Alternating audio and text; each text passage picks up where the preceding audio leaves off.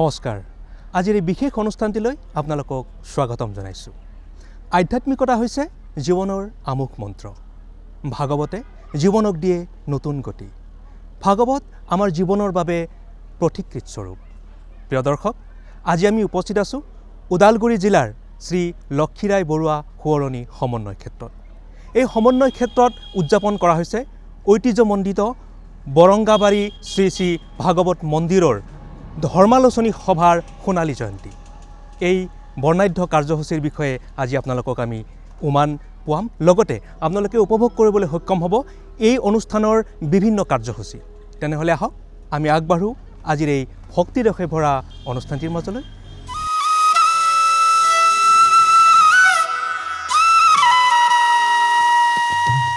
প্ৰতি বছৰে আঘোণ মাহৰ পূৰ্ণিমা তিথিত পালন কৰি অহা বৰংগাবাৰী শ্ৰী শ্ৰী ভাগৱত মন্দিৰৰ ধৰ্মালোচনী সভাখনে 50 বছৰ পূৰ্ণ হোৱাৰ উপলক্ষে সোণালী জয়ন্তী উদযাপন যোৱা 23, 24 আৰু 25 জানুৱাৰী 2026 তাৰিখে বৰ্ণাঢ্য কাৰ্যসূচীৰে পালন কৰা হয়।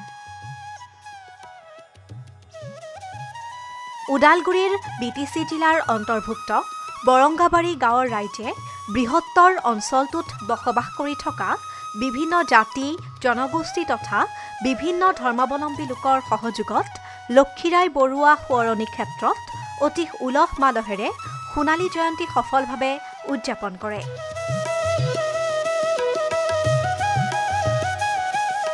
সোণালী জয়ন্তী সম্পৰ্কত উদযাপন সমিতিৰ সম্পাদকগৰাকীয়ে এইদৰে কয় সোণালী জয়ন্তী যি উদযাপন সমিতি আছে এই সমিতিৰ সম্পাদকগৰাকীৰ সৈতে আছোঁ আমি তেখেতৰ সৈতে কিছু বাৰ্তালাপ কৰিম আপোনাক আদৰণি জনাইছোঁ আমাৰ অনুষ্ঠানটিলৈ আপোনাৰ পৰা জানিব বিচাৰিছোঁ এই আয়োজন সম্পৰ্কে ধন্যবাদ জ্ঞাপন কৰিছোঁ আপোনালোকো আজি আমাৰ মাজত উপস্থিত হ'লে আচলতে আমি 3দিনীয়া কাৰ্যসূচীৰে বৰ্ণাঢ্য কাৰ্যসূচীৰে আমি উদযাপন কৰিবলৈ সক্ষম হৈছিলোঁ আৰু আজি আমাৰ তৃতীয়টো দিনৰ আমাৰ আজি ভাগৱত শোভাযাত্ৰা হৈ গ'ল সুকলমে ভাগৱত শোভাযাত্ৰাৰ পিছত আমাৰ মুকলি সভা হ'ব যোৱাকালি এখন সুন্দৰ নাট মঞ্চস্থ হৈছে বৰংগাবাৰী জেউতি সংঘৰ দ্বাৰা বিস্ফোৰণ জিতেন শৰ্মাৰ দ্বাৰা পৰিচালিত নাট আৰু আচলতে মানে মনত ভাষা নাই মানে কিমান ভাল লাগিছে যে সোণালী জয়ন্তী বৰ্ষ এই বৰংগাবাৰী শ্ৰী শ্ৰী ভাগৱত মন্দিৰৰ 50তম বাৰ্ষিক ধৰ্মালোচনী সভাখনে ইয়াত কিমান স্মৃতি জড়িত হৈ আছে এইটো ক'ব নোৱাৰোঁ আমি বাৰু বহুত কনিষ্ঠ মোৰ জ্যেষ্ঠ দাদাসকল আছে মোৰ বৰতাহঁত আছে এই বৰংগাবাৰীৰ যিটো একতা এনাজৰীয়ে যি বান্ধি আছে আমাৰ ইয়াতে বিভিন্ন ধৰণৰ সমাজ আছে বৈষ্ণৱ সমাজ সন্ত সমাজ শ্ৰীমন্ত শংকৰদেৱ সংঘ মহাপুৰুষীয় সমাজ এই সকলোবোৰে কিন্তু এই সোণালী জয়ন্তীৰ নামত বৰংগাবাৰী শ্ৰী শ্ৰী ভাগৱত মন্দিৰৰ নামত একগোট হৈ কাম কৰিছে। একেদৰে উদযাপন সমিতিৰ সভাপতিগৰাকীয়ে স্বৰ্ণ জয়ন্তী সম্পৰ্কত তেওঁৰ মনৰ ভাৱ ব্যক্ত কৰে এইদৰে আমি লগ পাইছোঁ আদৰণি সমিতিৰ সভাপতি ডাঙৰীয়াক আমি তেখেতৰ সৈতে কিছু কথা পাতিম আপোনাক প্ৰথমে সেৱা জনাইছোঁ আৰু আমাৰ অনুষ্ঠানটিলৈ আদৰণি জনাইছোঁ প্ৰথমে অকণমান জানি ল'ব বিচাৰিছোঁ এই মন্দিৰটোৰ ইতিহাস সম্পৰ্কে আমাৰ বৰংগাবাৰী শ্ৰী শ্ৰী ভাগৱত মন্দিৰ 1950 চনত স্থাপিত হৈছিল কিন্তু ধৰ্মালোচনী সভাখন 1974 চনৰ আঘোণ মাহৰ পূৰ্ণিমা তিথিত আৰম্ভ কৰি আজি 50 বছৰ হৈছে ধৰ্মালোচনী সভাখন স্থাপন হৈছে 50ত কিন্তু ধৰ্মালোচনী সভা 1974 চনৰ আঘোণ মাহৰ পূৰ্ণিমা তিথিত আৰম্ভ হৈছে তেতিয়াৰ পৰা আহি এতিয়া 50 বছৰ ভৰি দিছে এই 50 বছৰত আমাৰ এটাই লক্ষ্য যে ইয়াত আমি উজনিলৈ আহিছোঁ ফাটিৰ পৰা উজনিত যাতে আমাৰ জাতি বৰ্ণ নিৰ্বিশেষে আমি এক আকাশৰ তলত এক মাতৃভূমিত সকলোৰে জন্মভূমিত যাতে আমি একতাৰে থাকিব পাৰোঁ তাকে আমাক হেৰিয়ে কৈছিল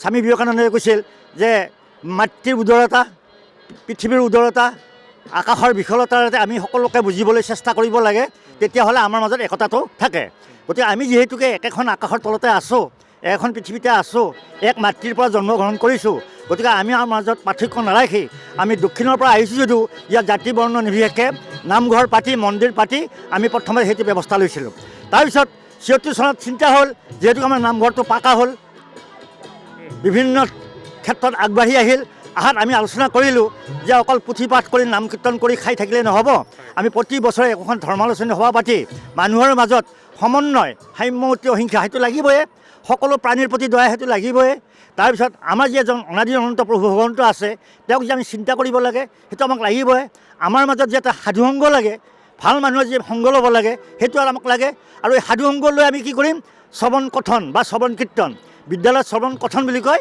আৰু আধ্যাত্মিকত শ্ৰৱণ কীৰ্তন বুলি কয় শ্ৰৱণ কথন বা শ্ৰৱণ কীৰ্তনৰ মাজেৰে সাধু সংগৰ বিচৰাৰ কাৰণে ধৰ্মালোচনী সভাখন পতা হৈছে। আপোনাক প্ৰথমে আমি সেৱা জনাইছোঁ আৰু আদৰণি জনাইছোঁ আজিৰ এই অনুষ্ঠানটিলৈ। আজিৰ এই শুভক্ষণত বৰঙাবাৰী ভাগৱত মন্দিৰৰ ধৰ্মালোচনী সভাৰ এই সোণালী জয়ন্তী লক্ষীলাই বৰুৱা সোঁৱৰণি ক্ষেত্ৰত অনুষ্ঠিত হৈছে। ইয়াত যথেষ্ট ব্যক্তিক আমি আমন্ত্ৰণ জনাইছোঁ আৰু বিশেষকৈ এই বৰঙাবাৰী ভাগৱত মন্দিৰৰ ধৰ্মালোচনী সভাত মই এটা কথা দেখি খুব সুখী হৈছোঁ যে ইয়াৰ যিটো সমন্বয়, ইয়াত কোনোবা শৰণীয়া অশৰণীয়া বা সকলো ব্যক্তি বা বিভিন্ন সংগঠনৰ সমভাৱাপন্ন সংগঠনৰ মানে ব্যক্তিসকল সকলোৱে একেলগে আহি এই প্ৰথমবাৰৰ কাৰণে এই অন্তত আমাৰ ইয়াত উপস্থিত হৈছেহি। তিনিদিনীয়াকৈ অনুষ্ঠিত হোৱা সোণালী জয়ন্তীৰ অন্তিম দিনাৰ মূল আকৰ্ষণ আছিল সাংস্কৃতিক শোভাযাত্ৰা। শোভাযাত্ৰাত বহুতো লোকৰ অংশগ্ৰহণৰ লগতে কেইবাটাও জনগোষ্ঠীৰ লোককৃষ্টিৰ সমাহাৰ দেখিবলৈ পোৱা যায়।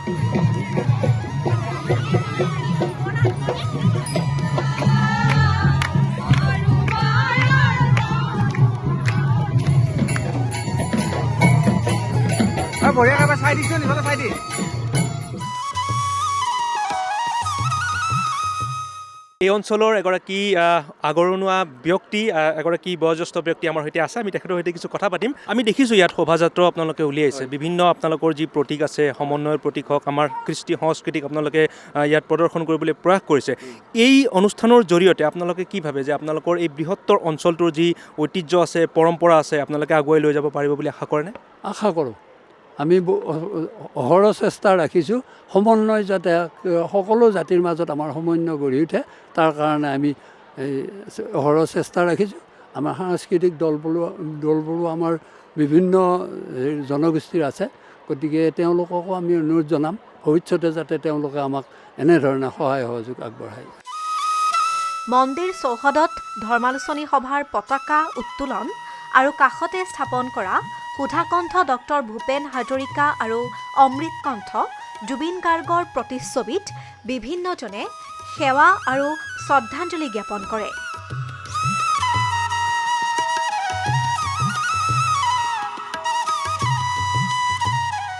উৎসৱমুখৰ পৰিৱেশেৰে ভৰি থকা গাঁওখনত মহিলাসকলৰ এক বিশেষ ভূমিকা আছে।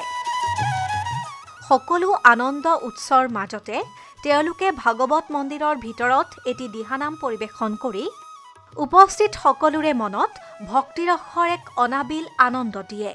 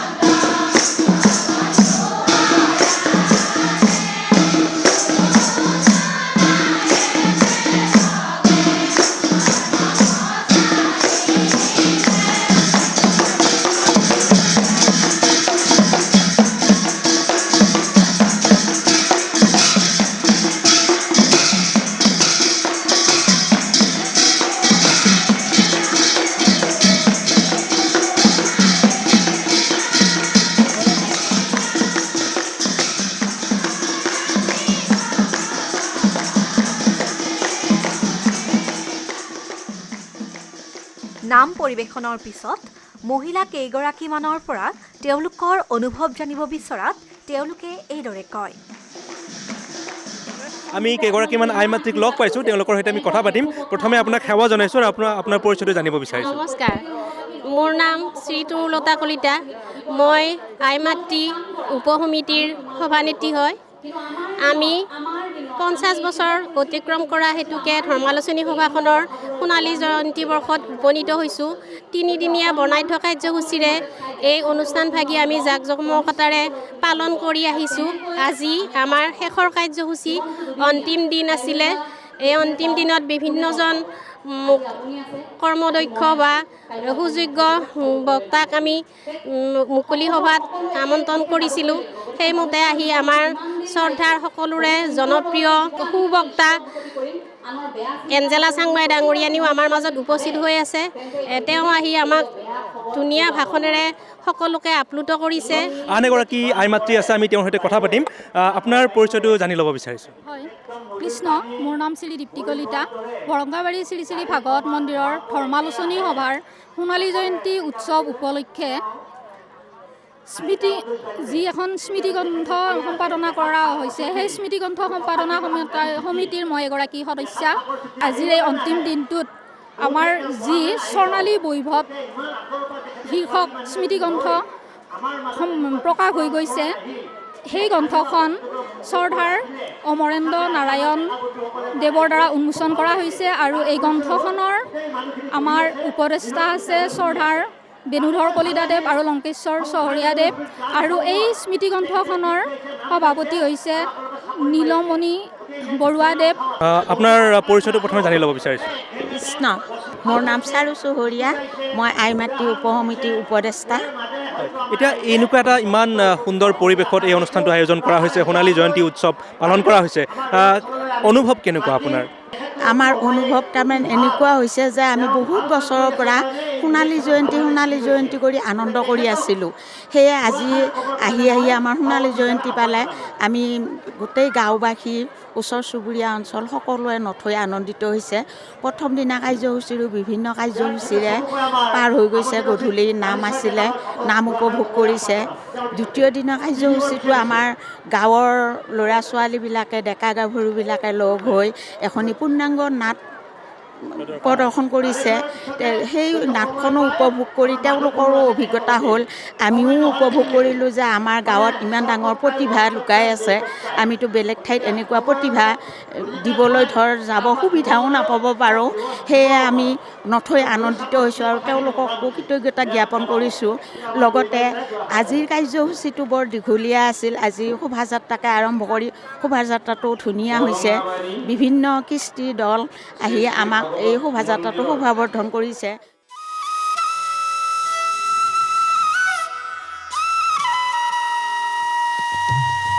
দুপৰীয়া মুকলি ধৰ্মালোচনী সভাখন বহুতো লোকৰ সমাগমেৰে অনুষ্ঠিত হৈ যায়।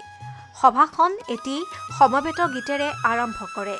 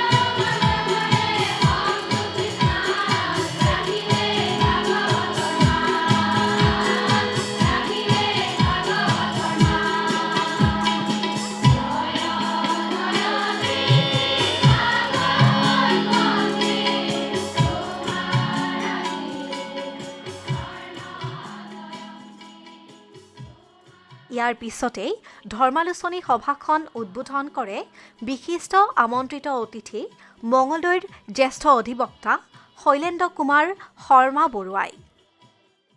শ্ৰদ্ধাৰ ৰাইজ, যে আজিৰ পৰা কেইবাশ বছৰ আগতে যে এখন বৰ অসম গঢ়িবলৈ, সমাজৰ মাজত থকা বিভেদ আঁতৰাবলৈ আৰু সমাজত শান্তি প্ৰতিষ্ঠা কৰিবলৈ মহাপুৰুষ শ্ৰীমন্ত শংকৰদেৱৰ জন্ম হৈছিল। আৰু তেখেতৰ নেতৃত্বতেই অসমত এখন বৰ অসম শ্ৰেণীবিহীন সমাজ এখন প্ৰতিষ্ঠাৰ যি সপোন দেখিছিল, সেই সপোনৰ আজি বাস্তৱায়ন প্ৰতিফলিত এইখন ধৰ্মালোচনী সভা। এই বৰ অসম সৃষ্টিত বহুতৰে অৰিহণা আছে। আজি বহুতেই বিভিন্ন ধৰণে কয় যে আমাৰ মহাপুৰুষ শংকৰদেৱৰ লগত আন কাৰোবাৰ নাম সম্পৃক্ত কৰিবলৈ বিচাৰে, কিন্তু আমি আটাইয়ে মনত ৰখা উচিত যে আমাৰ গুৰু এজনেই, সেইজন হৈছে শ্ৰীমন্ত শংকৰদেৱ। অসমৰ গুৰু এজনেই, সেইজন হৈছে শ্ৰীমন্ত শংকৰদেৱ। আৰু তেখেতৰ নেতৃত্বতেই এই যি বৰ অসম স্ৰষ্টাৰ সৃষ্টিৰ যি পৰিকল্পনা আৰম্ভ হৈছিল, সেই পৰিকল্পনাৰে আজিৰ এই অসমৰ সৃষ্টি। সেয়ে আমাৰ এই মহান গুৰুজনৰ লগত আন কাৰোৰে নাম সম্পৃক্ত কৰিবলৈ কোনেও যেন কেতিয়াও অপচেষ্টা নকৰে। এই মঞ্চতেই বিশিষ্ট অতিথি ডাক্তৰ অমৰেন্দ্ৰ নাৰায়ণ দেৱে তেওঁৰ চমু ভাষণত এইদৰে কয়।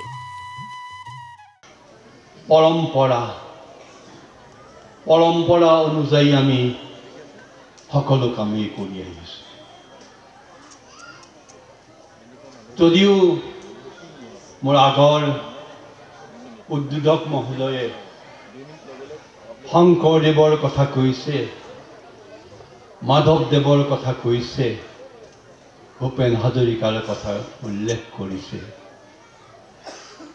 আমি কিন্তু শংকৰ মাধৱৰ এই পৰম্পৰা ৰক্ষা কৰিব পৰা নাই আজিও।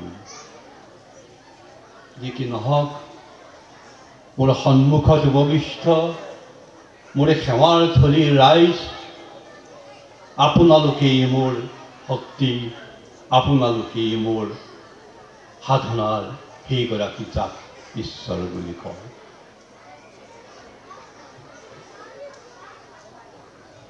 মানৱ জাতিৰ ক্ৰম বিকাশ,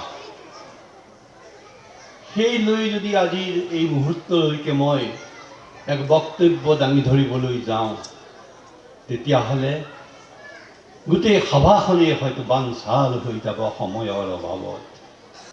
সময় পৰিষ্কাৰ শব্দৰ অৰ্থ পৰিষ্কাৰ, থোক একাৰ্য ক'তো নেপেলায়। মই দেখোন ক'ৰবালৈ গৈ আছোঁ নহয় জানো, এখন স্মৃতিগ্ৰন্থ উন্মোচন কৰিবলৈ আহি। স্মৃতিগ্ৰন্থ কি আপোনালোকে জানে? আজিৰ এই সুন্দৰ সভাখন, এই সুন্দৰ অনুষ্ঠানখনক আমাৰ স্মৃতিত ৰাখিব নোৱাৰিব পাৰোঁ, কিন্তু এখন তেনেকুৱা ধৰণৰ লিখিত ছপা আকাৰৰ গ্ৰন্থত আমি ৰাখি থ'ম। 100 বছৰ পিছতো ইয়াৰ লোকসকলে আমি নাথাকিমেই আটাই, কিন্তু বিচাৰি পাব আমাক। এই অঞ্চলৰ ৰাইজৰ কৰ্মৰাশি, আপোনালোকৰ মানসিকতাক, আপোনালোকৰ বৌদ্ধিক চিন্তা, আপোনালোকৰ সেই ধৰ্মৰ প্ৰতি যি আপোনালোকে প্ৰেৰণা পাইছে, যি ধৰ্মৰ দ্বাৰা, য'ত নেকি আপোনালোকে আজিও হয়তো বহুতে শংকৰ মাধৱৰ সেই বিশ্বাসত শৰণ লোৱা নাই, অথচ বাৰে বাৰে আপোনালোকে কয় জগতগুৰু শংকৰ আৰু মাধৱ আমাৰেই বুলি গায়। কি আচৰিত আমি নহয়নে বাৰু? আজিও শংকৰদেৱক আমি আঁকোৱালি ল'ব নোৱাৰিলোঁ। তেখেতৰ সেই দৰ্শন, সেই বিশ্বাস আমি পালন কৰিব, আজিও গ্ৰহণ কৰিব পৰা নাই। ক'ত সেই খোকোজা? তাৰ কাৰণে মই আহিম, মই এই মঞ্চত মোৰ যি মন যায় তাকেই কৈ যাম, আৰু আপোনালোকে শ মানুহে শুনি থাকিব, সেইটো হ'ব নোৱাৰে। মই আপোনালোকৰ ওচৰলৈ আহিম, সেই মাজত বহি কেইগৰাকীমান ব্যক্তিৰ ভিতৰত মোৰ কথা কম, মোৰ অশুদ্ধখিনি আপোনালোকে ক'ব, আপোনালোকৰ জ্ঞানৰ পৰা মই বুজিম। সেয়ে হ'ব লাগিব আলোচনা আমাৰ ইয়াৰ পৰৱৰ্তী সময়বিলাকত। ভাষণৰ পিছতেই সোণালী জয়ন্তীৰ স্মৃতিগ্ৰন্থও উন্মোচন কৰা হয়। সভাখন চলি থকাৰ মাজতেই আমি মন্দিৰ পৰিচালনা সমিতিৰ সভাপতিগৰাকীৰ পৰা কিছু কথা জানিব বিচৰাত তেওঁ এইদৰে উল্লেখ কৰে। আপোনাক আদৰণি জনাইছোঁ আৰু সেৱা জনাইছোঁ। এই যি যাত্ৰা আজি সোণালী জয়ন্তী বৰ্ষ অতিক্ৰম কৰিছে, এই যাত্ৰাৰ বিষয়ে আমাক অকণমান জনাওকচোন। কৃষ্ণ জয় গুৰু শংকৰ। আমাৰ যিহেতু এই যে মন্দিৰটো আমাৰ পূৰ্বপুৰুষসকলে নিৰ্মাণ কৰিছিল আজি বহু বছৰ আগত। আমি 2000 চনত ৰূপালী জয়ন্তী অনুষ্ঠানটো আমি অনুষ্ঠিত কৰিছোঁ আৰু আজি অৱশ্যে তেখেতসকল নাই, আমাৰ মাজৰ পৰা আঁতৰি গৈছে। তথাপি আমি আজি মোৰ 6 বছৰমান হ'ল মন্দিৰৰ সভাপতিৰ দায়িত্বত থকা আৰু গোটেইখিনি আমি দুখীয়া পৰিয়াল। আমাৰ বৰঙাবাৰীত 97 ঘৰমান গিৰি আছোঁ এই মন্দিৰটোৰ লগত জড়িত। সেয়ে আমি এই মন্দিৰটো ঠিক ইমানখিনি লৈ উলিয়াই আমাৰ যিহেতু পুৱা গধূলি সেৱা কৰাৰ এটা পাণ কেন্দ্ৰবিন্দু আমাৰ এই মন্দিৰটো বৰঙাবাৰী ৰাইজৰ, তাত আমি মূৰ দোৱাই আহিছোঁ। আহি আজি 50 বছৰ ভৰি দিছোঁহি আৰু আজিৰ এই তাৰিখটোত আমি যিহেতু তিনিদিনীয়াকৈ এই সোণালী জয়ন্তী উদযাপন কৰিছিলোঁ, আজি তৃতীয় দিন। আজি আমাৰ ইতিমধ্যে ধৰ্মালোচনী সভা চলি আছে আৰু ৰাতিপুৱাতে আমাৰ বিভিন্ন কাৰ্যসূচীৰ অন্তত আমাৰ আজিৰ এই ধৰ্মালোচনী সভাখন আমি এই ধৰ্মালোচনী সভাখনৰ জৰিয়তে বা এই সোণালী জয়ন্তী উৎসৱটোৰ জৰিয়তে আমাৰ এই গাঁওবাসীৰ লগতে সকলো দেশবাসীৰ আমি কৃপা বিচাৰিছোঁ কৃষ্ণ। গাঁওখনৰ অৱসৰী কৃতি শিক্ষক পুৰন্দৰ বৰুৱাৰ সভাপতিত্বত অনুষ্ঠিত হোৱা মুকলি সভাখনত নিৰ্দিষ্ট বক্তা হিচাপে উপস্থিত থাকে এঞ্জেলা চাংমাই। এয়া বৰঙাবাৰী শ্ৰী শ্ৰী ভাগৱত মন্দিৰৰ সোণালী জয়ন্তী বৰ্ষ উদযাপন। গতিকে এই পবিত্ৰ অনুষ্ঠানটিত উপস্থিত থকা সদৌৰে চৰণত শ্ৰদ্ধা জনাই আমি আমাৰ দায়িত্ব পালন কৰিবলৈ আগবাঢ়িছোঁ। আৰম্ভণিতে আধ্যাত্মিকতাৰ প্ৰসংগটোৰে আৰম্ভ কৰিব বিচাৰিছোঁ। এতিয়া আধ্যাত্মিকতা এই শব্দটো হয়তো আপোনালোকে নতুনকৈ শুনা নাই। জন্মলগ্নৰ পৰা শুনি থকা এটা শব্দ, সেই সময়খিনিলৈকে শুনি থকা এটা শব্দ। এই শব্দটোৰ তত্ত্ব অনুভৱ কৰোঁতে আমাৰ গোটেই জীৱনটো পাৰ হৈ যায়। আধ্যাত্মিকতা অৰ্থাৎ আত্মাৰ চেতনাৰ উপলব্ধি। আধ্যাত্মিকতা এনে এটা প্ৰক্ৰিয়া, আমি আমাক জনাৰ এটা প্ৰক্ৰিয়া, নিজে নিজক বুজি পোৱাৰ এটা প্ৰক্ৰিয়া। গতিকে আধ্যাত্মিকতাৰে প্ৰতিগৰাকীৰ জীৱন আৰম্ভ হওক তেনে এটা কল্পনা কৰিছিল আমাৰ মহাপুৰুষ শ্ৰীমন্ত শংকৰদেৱ গুৰুজনাই। গতিকে জগতগুৰু শ্ৰীমন্ত শংকৰদেৱ গুৰুজনাৰ আদৰ্শত আধ্যাত্মিকতা ওতঃপ্ৰোতভাৱে জড়িত। এতিয়া গুৰুজনাৰ আদৰ্শ বুলি কোৱাৰ লগে লগে আপোনালোক সকলো প্ৰত্যেকেই জানে যে গুৰুজনাৰ আদৰ্শৰ মূল ভেটিটো কি আছিল। গুৰুজনাৰ আদৰ্শৰ মূল ভেটিয়েই আছিল একশৰণ হৰিনাম ধৰ্ম আৰু সেই একশৰণ হৰিনাম ধৰ্মৰ আকৌ মূল খুঁটিটো আছিল কৃষ্ণ সংস্কৃতি। এতিয়া গুৰুজনাই কৃষ্ণ সংস্কৃতি আৰম্ভ কৰিছিল। কৃক ধাতুৰ পৰা যে সেই কৃষ্ণ সংস্কৃতি হৰি নামেৰে তাৰ আদিপাঠ আৰম্ভ কৰিছিল গুৰুজনাই। কৃষ্ণ সংস্কৃতি আৰম্ভ হ'ল কৃষ্ণ শব্দটো উচ্চাৰণেৰে প্ৰতিগৰাকীৰ হৃদয়ত এটা জাগৰণৰ সৃষ্টি কৰিছিল। গুৰুজনাই সেই লক্ষ্যটো নিৰ্ধাৰণ কৰিছিল যে চাৰেণ্ডাৰ টু ওৱান সুপ্ৰিম, অৰ্থাৎ এজনৰ ওচৰত সৰ্বস্ব উজাৰি দিয়া, অন্ততঃ কাৰোবাৰ ওচৰত এই মনুষ্য জাতিয়ে শৰণ ল'ব লাগিব। তেতিয়াহ'লে সেইজন কোন হ'ব, কাক নিৰ্বাচন কৰিব মনুষ্য জাতিয়ে? বোলে কৃষ্ণক নিৰ্বাচন কৰিব। কিয় কৰিব কৃষ্ণক নিৰ্বাচন? কাৰণ ভগৱান শ্ৰীকৃষ্ণৰ সংস্কৃতি লোৱাই হৈছে অসমীয়া জাতিৰ বাবে বা মনুষ্যৰ বাবে যুঁজাৰু এক পৰিচয়। কৃষ্ণ সংস্কৃতিটো আপুনি খুব সহজ অৰ্থত যদি বুজিব বিচাৰে তেন্তে এয়া এক যুঁজাৰু সংস্কৃতি। কাৰণ ভগৱান শ্ৰীকৃষ্ণই জন্মৰ পৰা সেই সময়খিনিলৈকে যুঁজিছিল। গতিকে আমাৰ গুৰুজনাই বিচাৰিছিল যে যিজন ঈশ্বৰক এই মনুষ্য জাতিয়ে কামনা কৰিব সেইজন ঈশ্বৰৰ যুঁজাৰু শকতিটো অন্ততঃ মনুষ্যই অনুভৱ কৰিব পাৰিব লাগিব। শিশু বক্তা হিচাপে উপস্থিত থাকে শ্ৰী জিশাল সিদ্ধি হাজৰিকা। বৰংগাবাৰী শ্ৰী শ্ৰী ভাগৱত মন্দিৰৰ ধৰ্মালোচনী সভাৰ সোণালী জয়ন্তীৰ উদযাপনৰ সফল সমাপ্তিয়ে গাঁওখনক সেইকেইদিন এক উৎসৱমুখৰ কৰি সকলোকে আনন্দ উৎসাহ আৰু ভক্তিৰসেৰে ভৰাই তোলে।